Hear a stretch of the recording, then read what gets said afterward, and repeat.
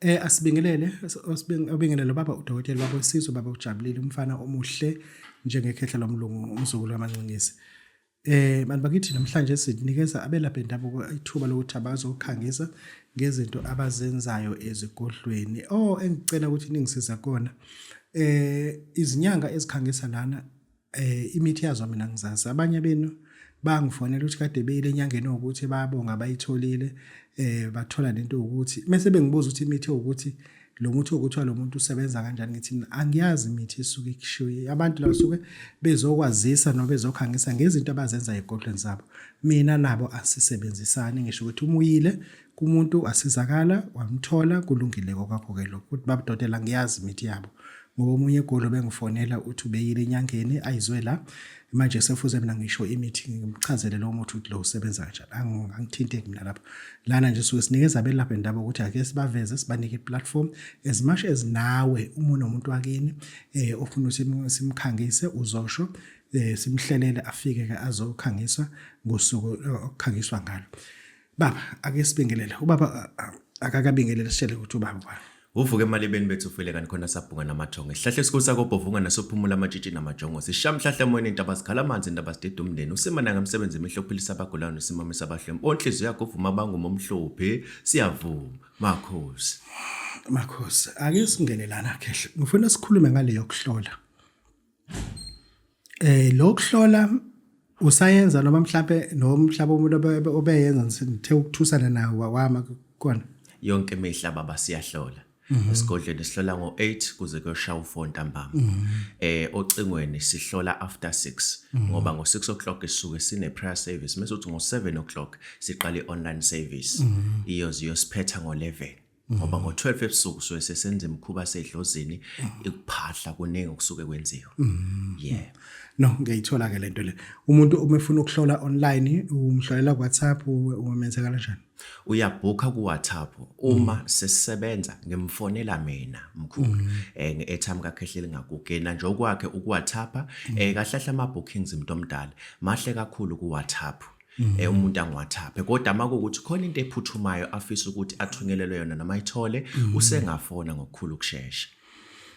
Ngifuna ke sikhulume namhlanje ngento eyodwa singakhuluma into eziningi ngoba lento okhuluma iningi enye into igcina iconfusing. Ngifuna sikhulume ngovuma dlozi lami esigabeni somuntu othi ufuna imali. Sike siphinde uma ukuthi singakwazi isikhathi mesizuma sikhulume ngovuma dlozi lami kubantu bamabhizinisi. Sibuke singakwazi nokukhuluma ngovuma dlozi lami ekubantu wobusoka nje. Mithi ufuna ukugeza igazi lakhe. Mase sivumele ke kuwena ukuthi kuyavumeka yini ukuthi singakhuluma ngovuma dlozi lami for iprotection uma kukhona into enjalo emingeke into enjalo zothi hayi babudode lapho uvuma dlozi lami akathinte lapho. Kodwa engizoqala singene kuona. Akusinike uvuma dlozi lami kubantu bemali. Yini umuntu ofuna ilindele lapha? Sinovuma dlozi lami wemali. Lapha la silindele ibhodlela. Ibhodlela ileli elu950 umuntu omdala. Sibe nophondo. Uphondo uyaligaxa kufisha nyanyana. Uhlezi uligaxile okanye ulifaka esikhwameni sakho. Sibe novuma dlozi lami umuntu omdala oyizingcabo. Khona umuntu othi mina ngiyasaba kehlele ngakugqoka into ewuphondo kodwa ngicela ingcabo la engizobe ngihamba khona ngiattract imali umuntu omdala ngihlezi nginemali ukuthi noma imali ifika inganyamalala. Sibe novuma dlozi lami futhi okwazi ukuthi ube isigubhu umuntu omdala uthi ke isigubhu kahle sihle kakhulu futhi kubantu bomndeni nje umndeni wonke ngizonika nenze ngokwesiyalezo isigubhu nisibeke la nizosigcina khona sizokhanyisela wonke umndeni yilapho khona sidonsa imali kuleli ikhaya ukuthi wonke umuntu makabe nemali wonke umuntu makathola umsebenzi wonke umuntu makabe right amabhizinisi konke kube kahle kukhanye la sikhuluma ngovuma dlozi lami ngifuna ukuyikhuluma le yering yakhona. Ungathini umuntu ofuna dlozi lami wering? Iringi baba kuvuma dlozi lami weringi la khona uma unginikile uhamba nensisi yakhona uyigcaba nje lapha emnweni la kuzohlala khona iringi bese uyigcaba lapho khakhayeni uyigcabe lapho valweni lapho umuntu omdala le ringi angithi sivusa lengilozi ukuthi ma uzothola imali noma ma uzofikelwa inhlanhla uqale kufike ubucwebe ngamaphupho noma kufike isithunywa esithize sikulethela ubukhazikhazi kanti kuzokwenza isimanga kuzokwenzeka isimangaliso uma ugembula luwine kunezimali oyilindele ziphume mawungalindele imali kodwa kube khona imali indlela ezongena ngayo imali ngani na le ring ilakhi ring iring ekwazi ukudonsa imali lento le uyibheke umuntu omdala ngoba ngenkathi uyifaka into ebhinca emzimbeni wakho awuyibhinceli wena kodwa uyibhincela abantu bakeni lento ngenkathi uyibhinca emzimbeni iconnecta nezithunywa zakeni so vele ngenkathi uyigcaba lo munwe la kuzohlala khona iring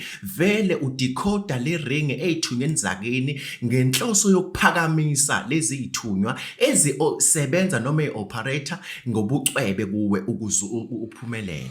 Ungakwazi ukukhuluma uma isikhathi ungakwazi ukuthinta kancane kuvuma Dlozilami kubantu asuke bethi bayizamela abayisebenza amabhizinisi noma ufuna ukuyenza business ikhona into ongamtshela ukuthi labo yini oyilungisele njoba uke waba novuma Dlozilami wesigubhu sakhona kuno phase 1 no phase 2 u phase 3 kodwa ke konke ke kwakhona ne magnet isibungu sakhona ngifuna kube wena ongenayo lento ungena ukuyicacisa.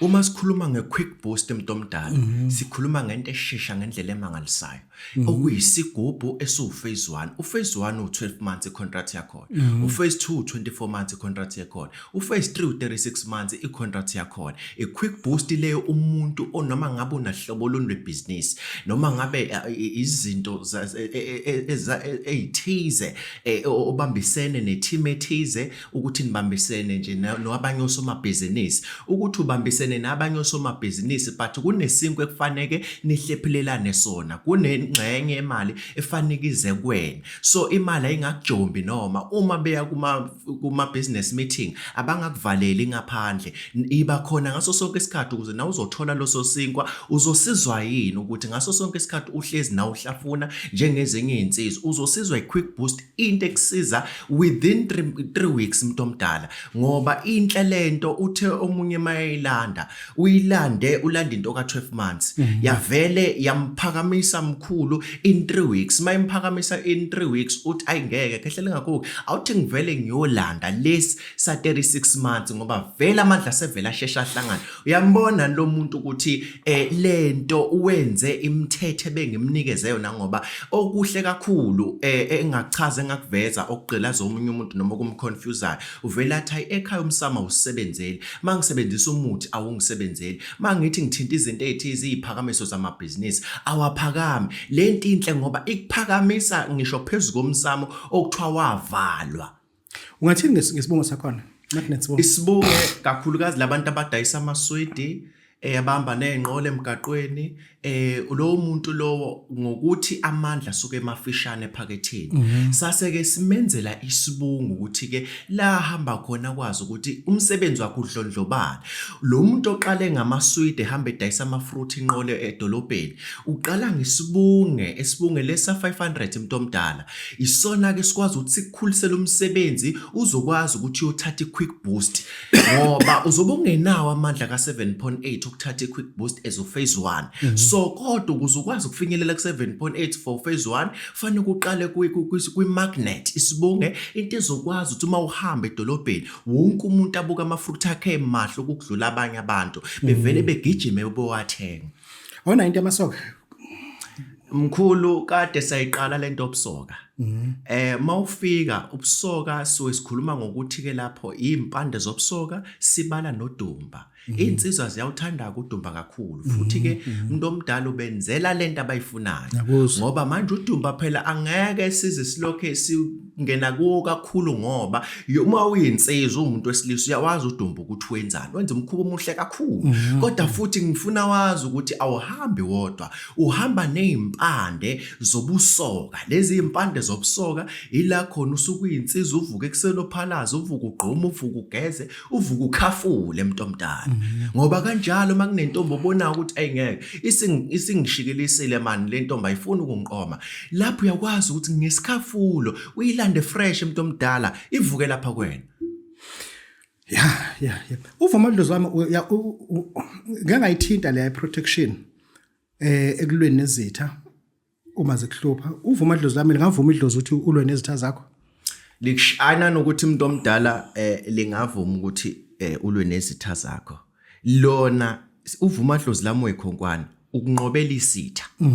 Khumbula ukuthi mawuzama Lokho uzifaka egcekeni, uzifaka emotweni, uzifaka ebhizinisini, uzenza zibe incabo, uzenza iboPhondo kanjani? ofuneze ekhaya zizovikela umndeni. Okay. Zikhona. Uyeza uzoyithenga. Ofuneze emoto zikhona. Uyeza uzoyilanda. Ofuneze business zikhona. Uyeza uqinisa ibhizinisi lakho.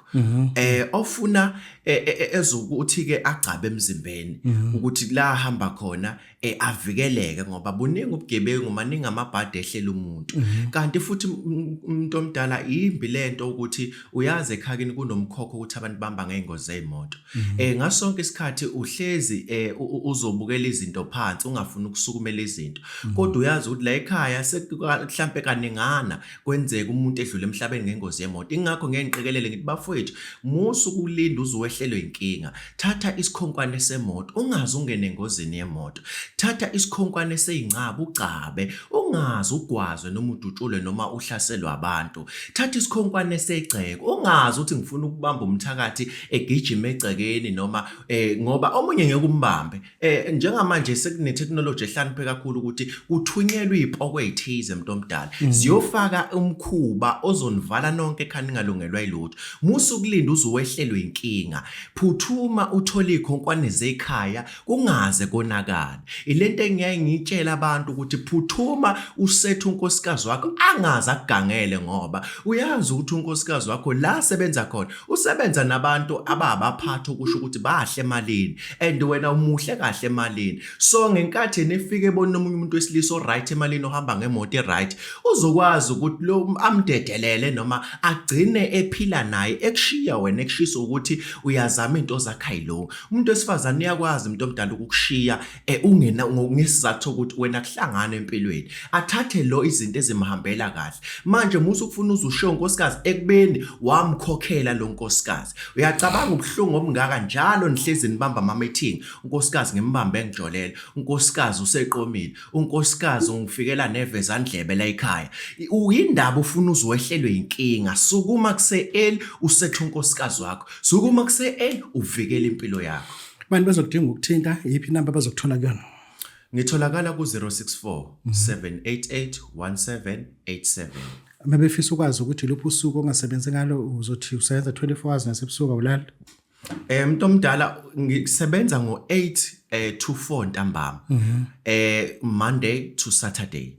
Sunday suke senkonzweni ngiqala ukusiza abantu from ngo3 o'clock intambama. Qala ukusiza abantu ke nalapho futhi ngiyama ngo5 makuyi Sunday ngoba ngo6 wesingena kwenye service. Bese kuthi ngo7 ebusuku siqala ama online consultation. Osuke ebhukheli online consultation ngicela kulindele ukuthi sihlole ebusuku from ngo7 kuze kuyoshawa 11 ebusuku. Baba siyabonga kakhulu ubonga baba uDokotela Bosizwe bojabulile siyathobeka.